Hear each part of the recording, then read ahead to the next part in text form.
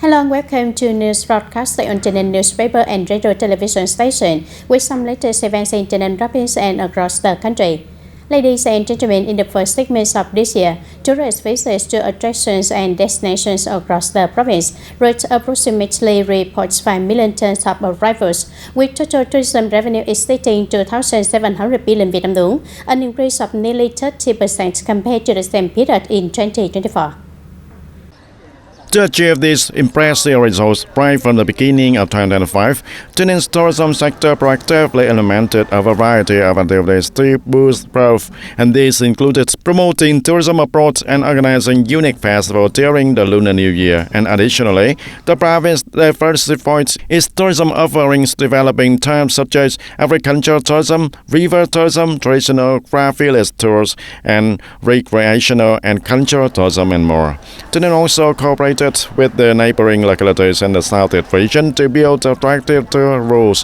And notably, Padang Mountain has continued to maintain its position as the province tourism hub and remains among the most popular destinations nationwide.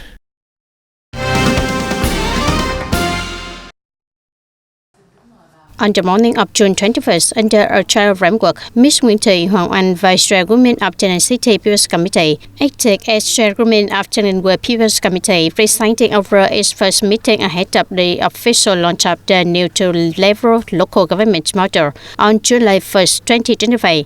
TayNinh is the first unit in the province to pilot this new administrative structure. At the meeting, the World People's Committee discussed and approved wraps up its working regulations, the 2025 work, and the resolution on establishing specialized departments.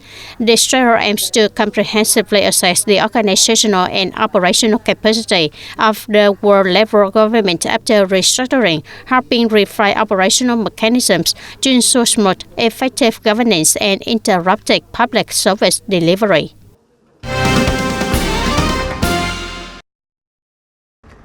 Illegal mining and transport of minerals, especially those used as the common construction materials, remain complex issues.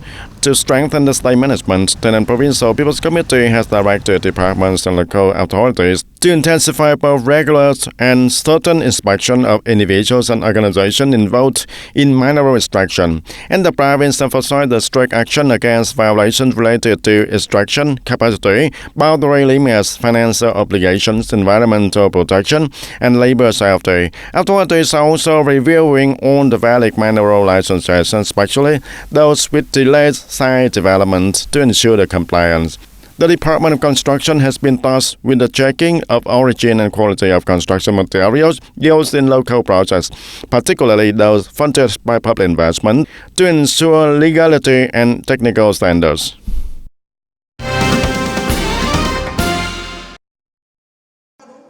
On June 20, the Trade Union of TayNinh Economic Zone held the closing ceremony for Workers' Month 2025. Under the theme Vietnamese Workers Pioneering into a New Era, this year Workers' Month featured vibrant and practical activities that brought real benefits to workers in the province industrial zones.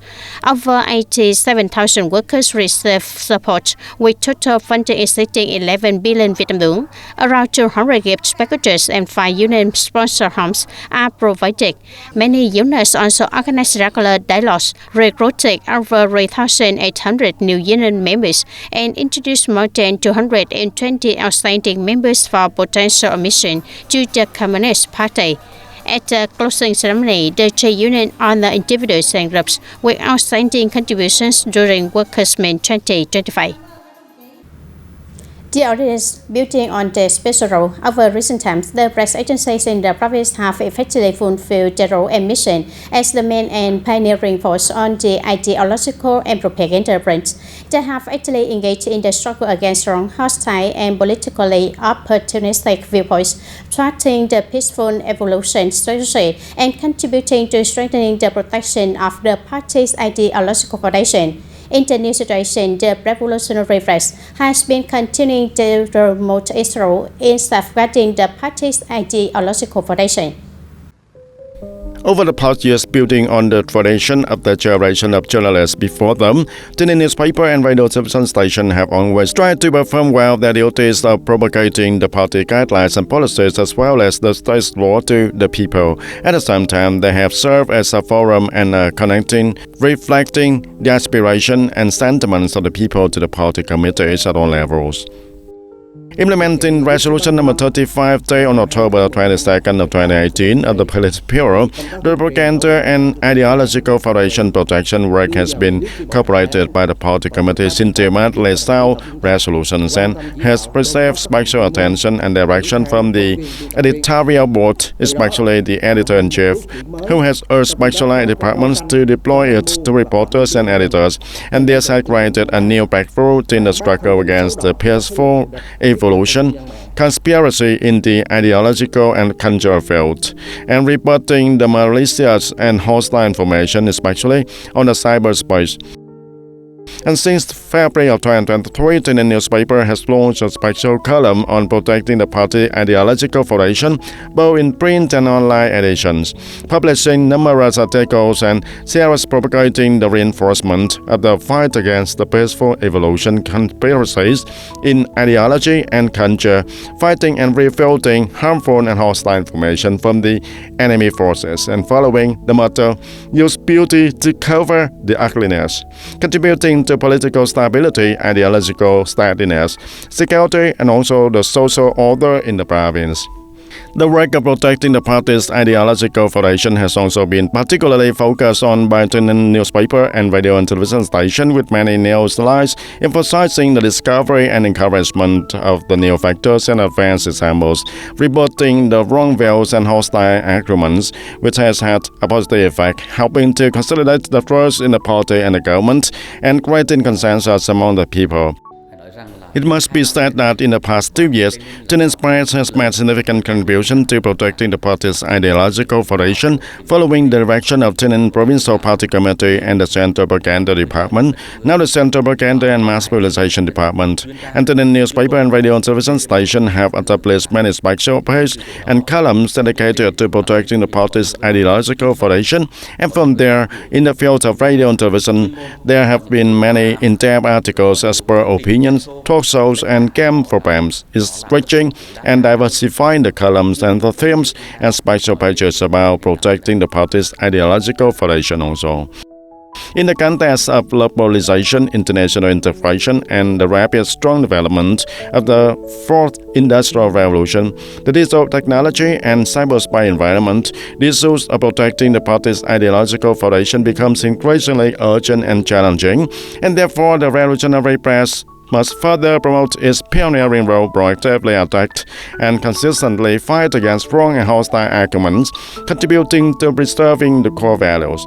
And to effectively fulfill the task of protecting the party's ideological foundation, the press agencies and journalists need to continue making efforts and demonstrate a strong determination, promoting their role as a sharp weapon in the course of building and protecting the socialist fatherland. In the struggle to safeguard the party ideological foundation, from that strengthen the people's trust in the regime and the policies and the party leadership across all classes, and firmly protect the party's ideological foundation and create momentum for the course of the national construction and defense. Turn to domestic news. Ladies and gentlemen, at the 2025 South Asia Expo in Kunming, China, Vietnamese businesses actually participated to expand markets and strengthen international cooperation. Spanning 150,000 square meters, the expo featured 8,000 booths from over 30 countries. Vietnam's delegation included 70 businesses with 130 booths, showcasing key products such as coffee, cashews, pepper, seafood, durian, wooden furniture, perfumes, and footwear. Vietnamese agricultural products received positive feedback and were praised for their quality and design, helping to elevate the international image of Vietnamese goods.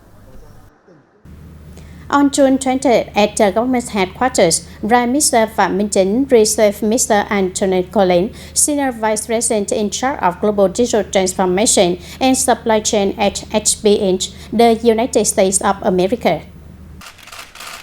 And the Prime Minister welcomed the HP's plan to expand investment in Vietnam, especially in high-tech, sustainable development and artificial intelligence sectors. And he also encouraged HP to advocate with the US side for the tariff policies that align with the interests of both countries. The Prime Minister noted that the National Assembly has passed the amended corporate income tax law effective from October 1st of 2025, which includes provision to avoid double taxation and comply with the international practices. He called on HP to continue working with the Ministry of Finance and relevant agencies to for leverage support policies, particularly for large-scale high-tech projects. Ladies and gentlemen, over the past century, Vietnam's revolutionary race has grown rapidly and firmly, becoming a key and life force in the cause of the party and the people. In today's new development phase marked by widespread digital transformation across all sectors, the race must renew its thinking, operating models, technology, and human resources. The press must continue to innovate to fulfill its missions of serving the people and accompanying national development. This was a key message from Mr. Nguyễn Trọng Nghĩa, Politburo member, Secretary of the Party Central Committee, and head of the Central Commission for Communication and Mass Mobilization at the opening of 2025 National Press Festival in Hanoi. Team Vietnamese Press, loyal, creative, courageous, and innovative for the cause of national development and protection. Innovation must be the driving force. Technology that turn to elevate Vietnamese journalism. We must broadly reform leadership thinking, newsroom models, content production and distribution, and the relationship between press and public. The press must enhance its role in social rhetoric, defend the party's ideology foundation, promote unity, inspire patriotism, and fuel the national aspiration for a prosperous and civilized future. As the party institutionalized agencies, including press organizations, for greater efficiency and effectiveness, the press is urged to become leaner, to be stronger, consolidate, to be sharper, and innovate to stay on mission. After media mergers, a converged newsroom model is essential, requiring everyone from leaders to reporters to renew themselves and embrace a multi-platform, multimedia approach. Amid rapid technological advances, Vietnam's press faces both great opportunities and serious challenges. To fulfill their responsibilities to the nation and the people, journalists must constantly improve their expertise, uphold political integrity, and embrace transformation, especially in digitalization and AI, to revolutionize content production, distribution, and audience engagement. Under the party's comprehensive leadership, with a broad revolutionary tradition and a dedicated, capable team, Vietnam's revolutionary race will remain a key ideological pillar and a driving force for cultural and human development, contributing to building a powerful and prosperous nation.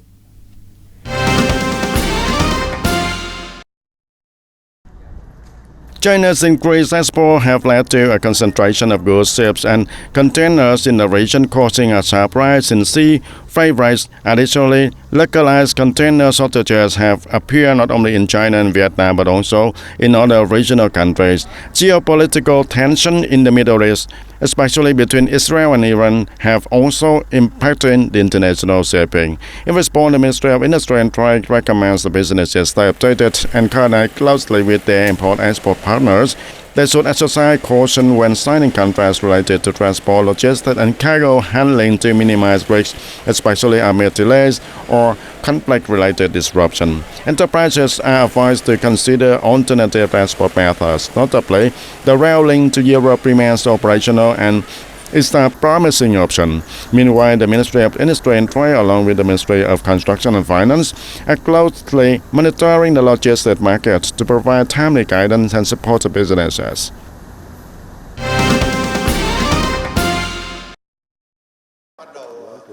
Continuing the night session on June 20th afternoon, the National Assembly reviewed the draft resolution and verification report on mechanisms to address difficulties and obstacles caused by legal regulations. The RAP states that although the government has implemented various solutions within its authority to resolve these issues, problems arising from laws, resolutions, or ordinances must still be submitted to the National Assembly or a standing committee, causing delays. Therefore, issuing a National Assembly resolution to handle these legal obstacles is essential to promptly remove bottlenecks that hinder socio-economic development. The Law and Judiciary Committee agrees on the necessity of this resolution based on the political, legal, and practical routes presented by the government.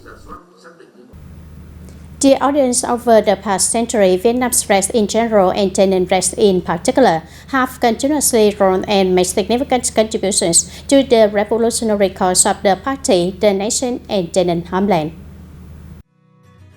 In 50 years since the South's liberation and national reunification, TayNinhT's race has not only propagated the party's guidelines, policies, and the state's laws, but also vividly reflected the breadth of life, promptly reported news, gated public opinions, and actively contributed to the homeland's and country's construction and development.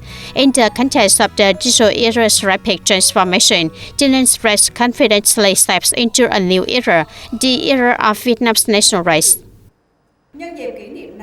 On this occasion, we solemnly remember and express deep gratitude to the veteran revolutionary journalists who laid the foundation for revolutionary journalism in TayNinhT. Many of them sacrificed their life on the battlefield to protect every newspaper, every news page. They were the soldiers with the wings on the ideological range. We also appreciate the journalists working in the province construction and renewal period under own circumstances from remote areas to borderlands. These comrades have persistently kept the professional flame alive, faithfully reflecting life's red and promptly providing accurate information, helping to strengthen the people's trust in the party and state. According to President Ho Chi Minh, journalists are also revolutionaries, fighters on the cultural and ideological range who must meet the important task assigned by the party and state. Inheriting this tradition, today's young journalists must not only be skilled but also courageous so that journalism truly becomes a sub-weapon for the party and the people's government. In addition, press work in TayNinhT benefits from the coordination of 2 central news agencies with local offices, Vietnam News Agency and Nhân Dân newspaper, and 27 press agencies and 15 magazines with reporters and collaborators covering TayNinhT. They have continuously tried to honestly, promptly, and vividly reflect on aspects of socio-economic life, national defense and security, and the party and political system construction in the province. Last year, we published about 100 articles covering TayNinhT's socio-economic, security, defense, and life aspects. We also organized many activities behind the scenes of the newspaper.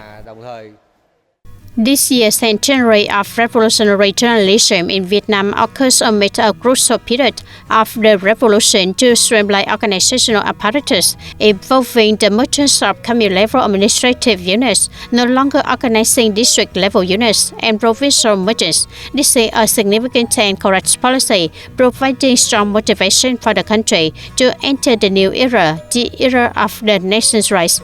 Along with this momentum, the provincial press will continue to develop professionally, humanly, and modernly to meet increasingly higher demands from audience and readers near and far, creating a driving force for TayNinhT to rise alongside the country.